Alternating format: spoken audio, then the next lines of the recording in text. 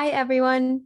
I'm Marilyn, and I'm excited to give a preview of my paper, Affirmative Algorithms, Relational Equality as Algorithmic Fairness. So this paper actually came out of answering one core question, where pretrial public safety risk assessment, or Pspra algorithms are used, what would the most racially fair version be? And so here's a bird's eye view approach of answering that core question, which is an outline of my paper. I start by introducing Pspra algorithms and show how existing algorithmic fairness notions are dominated by equal accuracy at the core. Then I show how equal accuracy is not only problematic as a metric, but also how it's problematic as a value. I propose using philosopher Elizabeth Anderson's theory of relational equality instead, which leads to the conclusion that affirmative algorithms are the most fair. And this is where risk thresholds are lowered for Black defendants. First, what are Pspra algorithms? Well, when a defendant is arrested, we take their information, and this information gets inputted to an algorithm, which is the Pspra algorithm. The algorithm then outputs a risk score for recidivating, which we can define as rearrest and think of as a public safety risk. This risk score is then shown to a judge who decides whether to detain or release the defendant pretrial. Now, as a first attempt at figuring out what would be the most racially fair in Pspra algorithms, we might turn to existing algorithmic fairness metrics. There are a lot of them, and I've included some of the most popular ones here, including calibration and classification parity, for example.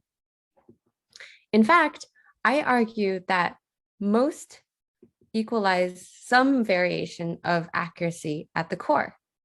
For instance, calibration equalizes predictive accuracy for racial groups conditional on predicted score.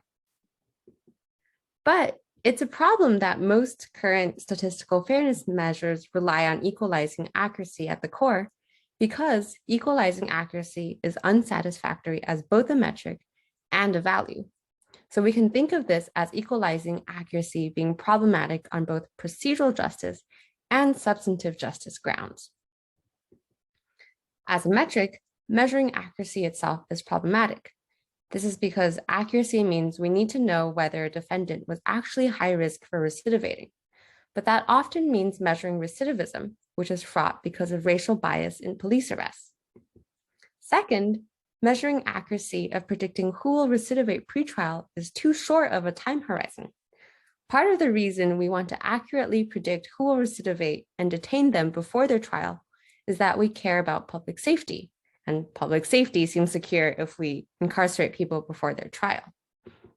But if we extend the time horizon to consider after the trial too, falsely detaining someone before their trial disrupts jobs, community ties, and defendants are actually more likely to recidivate in the future, according to studies. So if we care about public safety, measuring accuracy in predicting pretrial recidivism is not the right thing to measure. We need to consider post-trial recidivism too. And equal accuracy is not only problematic as a metric, but also as a value. It does not guarantee equal justice for two reasons. First, the distribution of errors can be different. That is, unequal false positive rates can happen for different groups. And the second reason is that they can also occur against a background of society that is unjust. And this results in two types of injustices. The first is concentrating injustices. That happens when false positive rates are higher for one group than another. That's an injustice because false positives deprive individuals of their liberty and restrict access to life opportunities. The second type of injustice is compounding injustices. That happens because existing injustices in an unjust society are exacerbated for one group but not another, even if both groups have the same false positive rate. In fact, this is why equal false positive rates are not satisfactory. And the situation we're currently in with the Pspra algorithm like Compass actually has both compounding and concentrating injustices.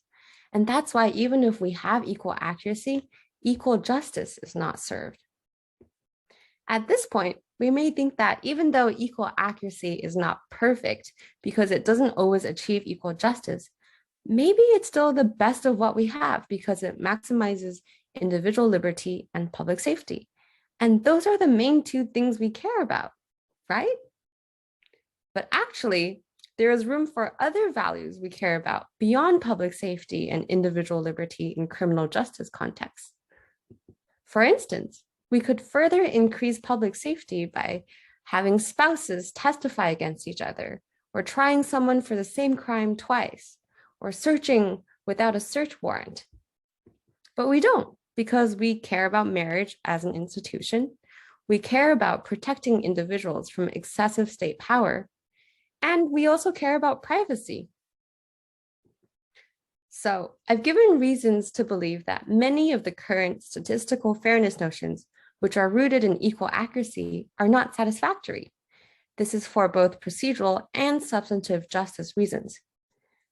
For the rest of the paper, I will use a substantive justice perspective to answer the question, how should we think about algorithmic fairness then? And as I just showed, there is room to bring in other values beyond public safety. Philosopher Elizabeth Anderson's notion of relational equality brings in some of these values. I argue that relational equality gets to the core of what we care about in equality, at least in terms of substantive justice for this algorithmic fairness context.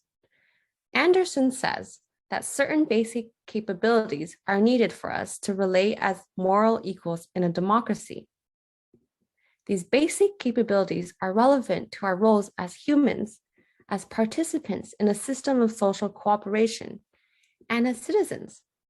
Some examples of these basic capabilities include psychological safety, education, and lack of stigma.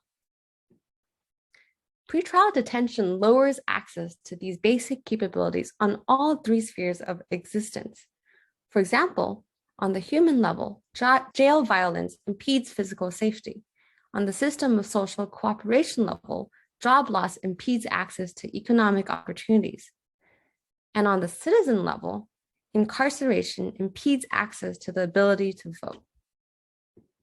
And these harmful effects of pretrial detention are especially pronounced for Black communities. That is because existing high rates of incarceration mean that further incarceration will compound harms in a way that doesn't happen for other communities that do not have high rates of incarceration currently. For example, studies have found that residents in neighborhoods with existing high rates of incarceration experience more mental health disorders, independent of whether they had actually been incarcerated themselves. So further incarcerating community members in communities that already have a high rate of incarceration would only exacerbate this problem.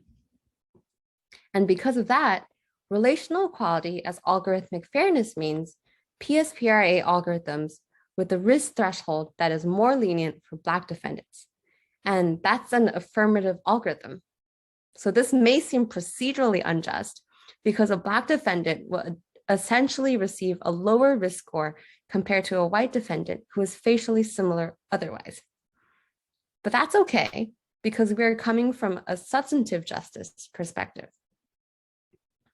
Another concern, however, is that by lowering the risk threshold for Black defendants, we lower false positives for Black defendants while increasing false negatives.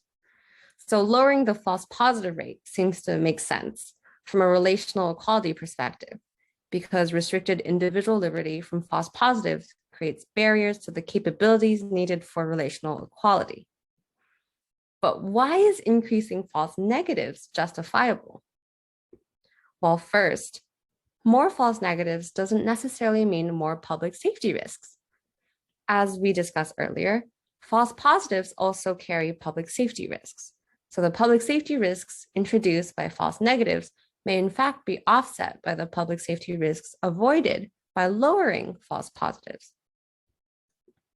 Second, today's focus is on what relational equality as fairness requires. the trade-off between fairness and public safety is a much larger conversation that is beyond our scope. So for today, as long as false negatives do not undermine relational equality, they are justifiable from the relational equality perspective, which is what we're focusing on.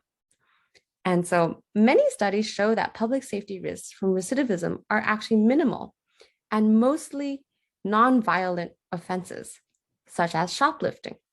And so these are unlikely to meaningfully alter access to basic capabilities in a significant way, which is why these false negatives are not a problem for relational equality, at least to a certain extent. Another key conclusion of affirmative algorithms is that correcting for data bias is not enough.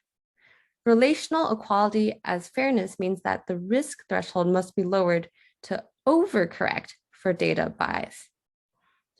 That means the goal is no longer to maximize accuracy for Black defendants, in contrast to Pspra algorithms for white defendants. In fact, with affirmative algorithms, we see that equal accuracy is actually neither sufficient nor necessary for relational equality as algorithmic fairness. And it's probably a good thing that affirmative algorithms de-emphasize accuracy. Constructing a future that is more fair and just must necessarily produce outcomes that are inaccurate according to today's unjust basic structure with relational inequality. Otherwise, we would merely be just holding a mirror to current injustices and magnifying them. And that's it. Here's a recap of the main points we covered today. We started by discussing why existing algorithmic fairness notions are unsatisfactory. Then we introduced philosopher Elizabeth Anderson's notion of relational equality as an alternative. Finally, we showed how that leads to affirmative algorithms. Thank you.